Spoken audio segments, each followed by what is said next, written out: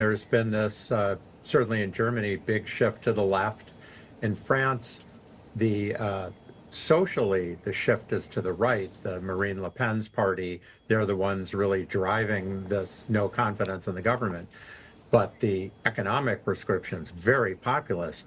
They don't want any balancing of the budget. They don't want any, they're calling it austerity, but of course, France is running a 6% of GDP deficit already. And this austerity budget was to bring it to 5%. And they don't even want that. We saw that when Macron wanted to raise the retirement age from 62 to 64. People took to the streets. France does not want to adjust. Professor, is it ironic? How ironic is it that the periphery, the pigs, as they were castigated as such, Portugal, Italy, Greece and Spain, have now turned things around, and now the problems are associated with the powerhouses of Europe? Is there a risk that we could revisit the debt crisis again? Well, we're very far from that, and the powerhouses are still the powerhouses, but they're barely growing. I mean, Germany was in recession or borderline recession last year, looks very much like the same or worse this year. France will be lucky if it grows at 1%. It could well be very low. So they are the engines, and they're not moving. And as the Draghi report, which you quoted, said, I mean, Europe is just falling behind. It's way behind, of course, in AI. It's way behind in tech. It's becoming geopolitically vulnerable. So it's a very difficult period for Europe. They were glued together in some ways by these super low real interest rates that let them kick the can down the road. That's what's going on in France. But guess what?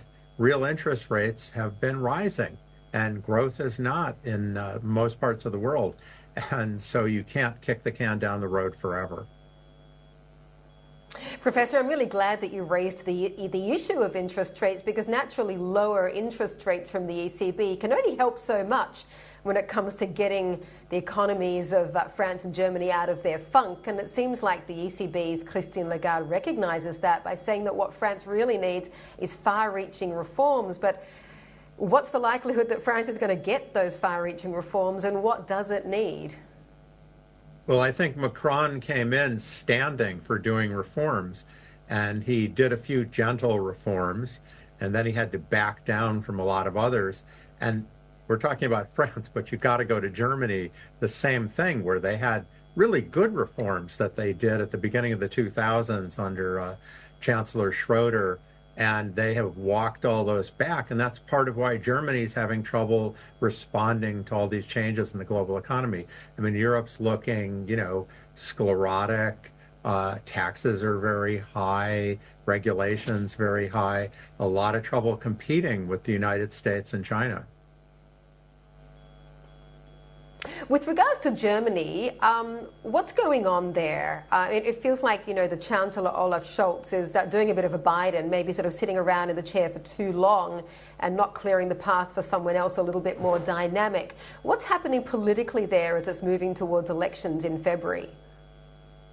Well, I think there's also the rise of the right also. I mean, they're not going to get into power, but they could be the biggest party after the next elections.